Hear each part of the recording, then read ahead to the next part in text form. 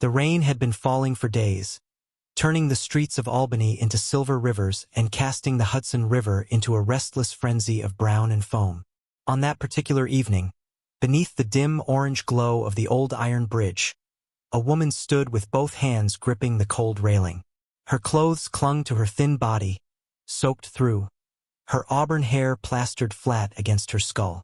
She had lost everything: her husband, her daughter, her home, and the will to keep fighting.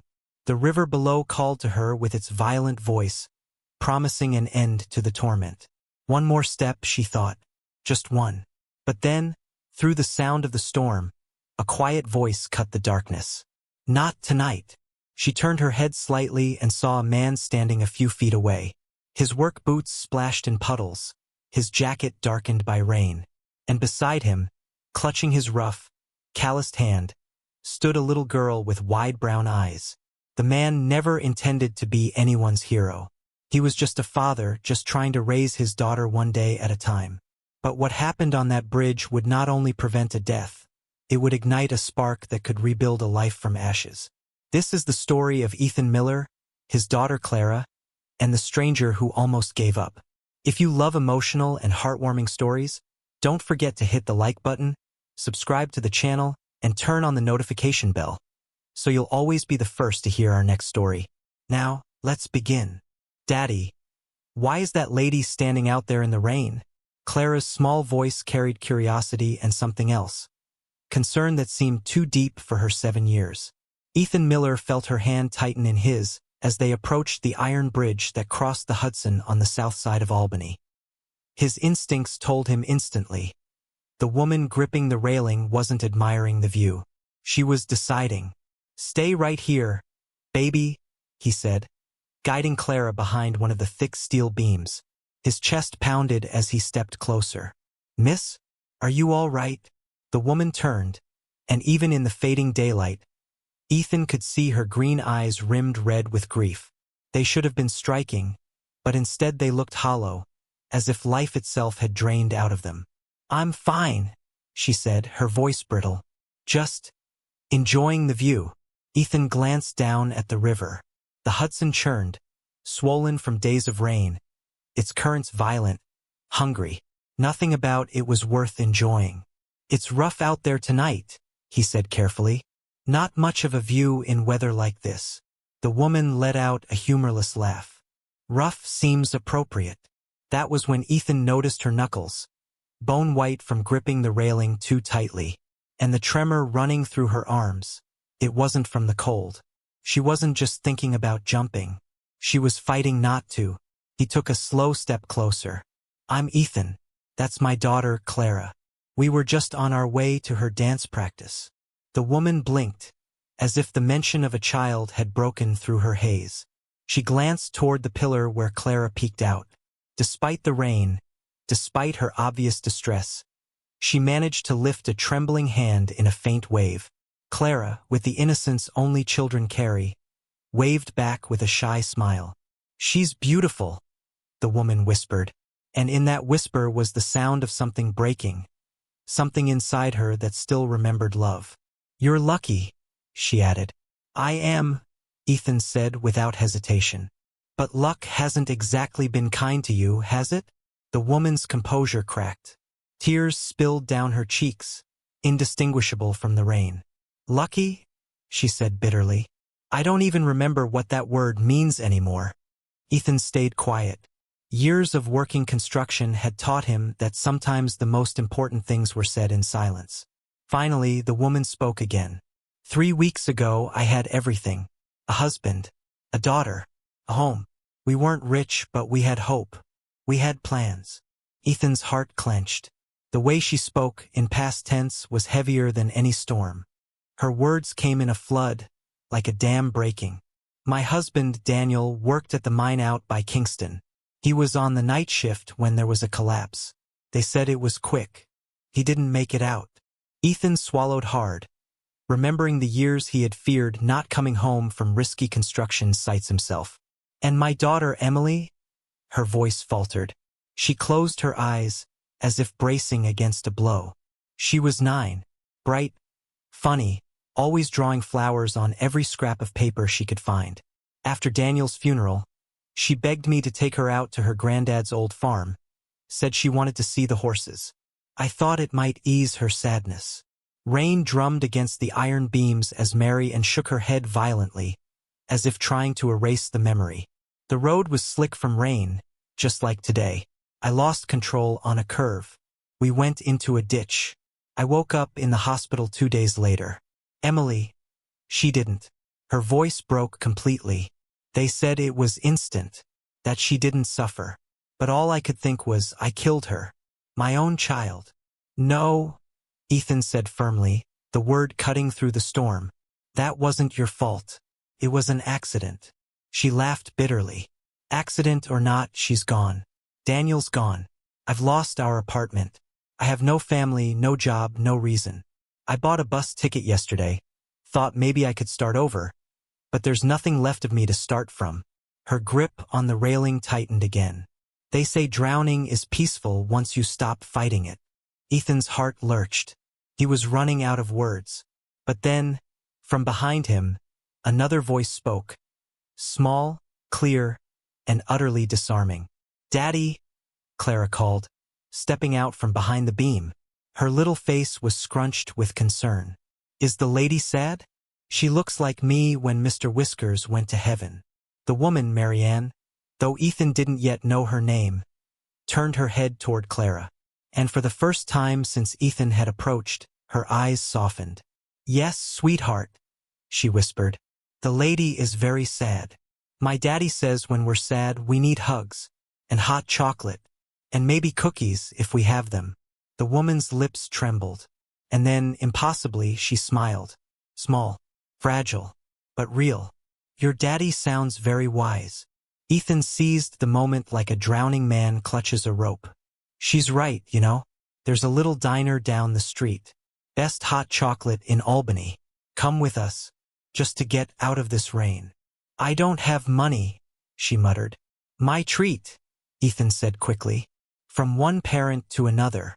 Or maybe just from someone who knows what it's like to need help. The woman stared at him, searching for pity or judgment. She found neither. Instead, she found sincerity. Why? She whispered. Why do you care? You don't even know me. Ethan thought about the nights he'd cried alone after his wife left. About the stranger who had once slipped him $20 in a grocery line when he couldn't afford diapers. Maybe because I know what it feels like to drown on dry land, he said softly. And because my daughter is watching. I want her to learn that we don't walk away from people who are hurting. The woman's fingers loosened on the railing. Ethan extended his hand, palm open. Not tonight. Come with us. Just for 1 cup of hot chocolate. Marianne closed her eyes, waging a war within herself. Finally, she stepped back from the railing. Okay, she whispered. Just for the hot chocolate. The diner's bell jingled as they pushed the door open.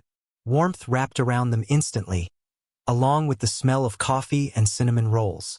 Ethan Miller, called Mr. Delgado, the owner, from behind the counter. You and that little dancer are soaked through. Get by the heater before you catch cold. They settled into a corner booth. Marianne slid into the seat cautiously, like someone who hadn't felt welcome anywhere in a long time. Clara bounced beside her. We need 3 hot chocolates, Daddy, with whipped cream. Ethan smiled. Make it 3, please, and some cookies. As mugs of steaming chocolate arrived, Marianne wrapped her hands around hers, letting the heat seep into her fingers. For the first time in weeks, she felt something other than cold. What's your name? Clara asked between sips. Marianne, she answered softly. Marianne Cooper. I'm Clara Miller, and I'm 7½, Clara said proudly. I'm going to be a butterfly in the spring recital. Marianne smiled faintly. A butterfly sounds wonderful. You should come watch, Clara said with childlike certainty. Marianne blinked, caught off guard. No one had invited her to anything in a long time. I'd like that. As they sat in the warm glow of the diner, Ethan and Marianne began to share. He spoke of learning to braid Clara's hair with YouTube tutorials, of nights when he'd nearly broken under the weight of single fatherhood. She, in turn, spoke of Emily, not just her death but her life. How she collected polished stones by the river and painted tiny faces on them. How she once insisted on wearing a superhero cape to the grocery store. For the first time, Marian spoke of her daughter with tears that were not only grief, but also love. And she laughed. A sound Ethan hadn't expected but treasured instantly. "You don't understand," Marian said suddenly, her voice breaking again. "I killed my child. How do you come back from that?" "You didn't kill her," Ethan said firmly. "You were in an accident. Just like Daniel didn't choose the mine collapse. It wasn't your fault."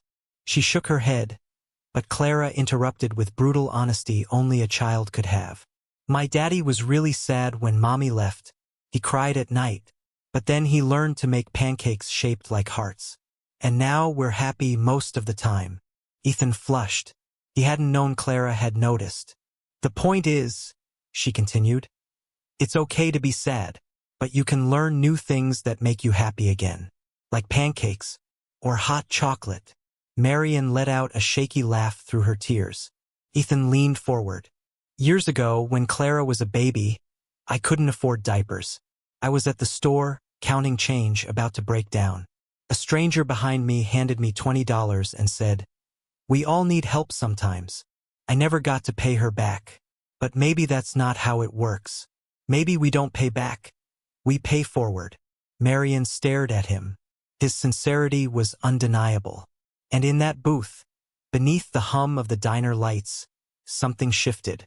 She wasn't whole. She wasn't healed. But for the first time in months, she felt the possibility of hope.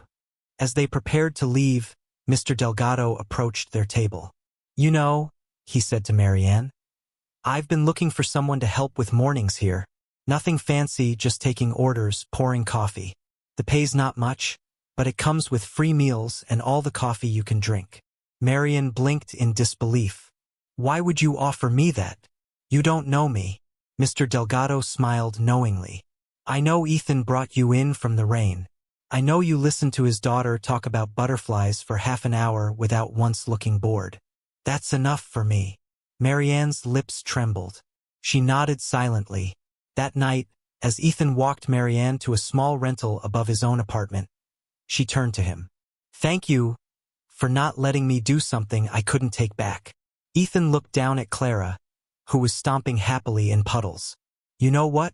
I think you saved us, too." 6 months later, the community center in Albany was filled with folding chairs and families. Ethan and Clara sat in the front row, clapping as Marian Cooper walked across the stage to receive her certificate in grief counseling. She had thrown herself into the program, driven by the conviction that those who had suffered deeply could help others through their pain. She now worked mornings at Delgado's Diner and afternoons at the new counseling center downtown. She would always carry the memory of Daniel and Emily. But love, she had learned, does not end with death. It transforms into something that can guide others from darkness into light. As for Ethan, he discovered that in teaching Clara not to walk away from those who hurt, he had also taught himself. Healing often happens in the fragile space between reaching out and being reached for.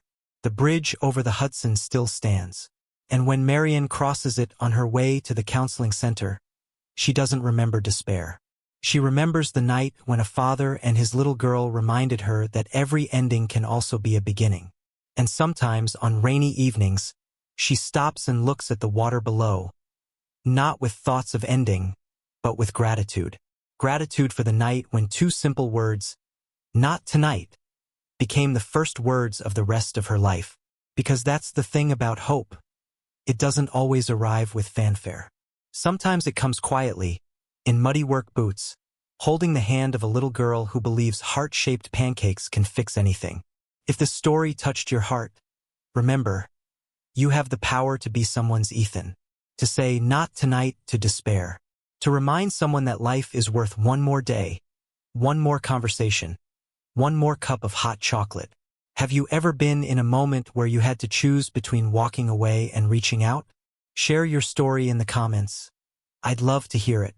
And if this reminded you that there's still good in the world, please share it with someone who might need that reminder today. Don't forget to subscribe to Golden Tales for more stories of hope, kindness, and the incredible ways we can change each other's lives. One small act of courage at a time.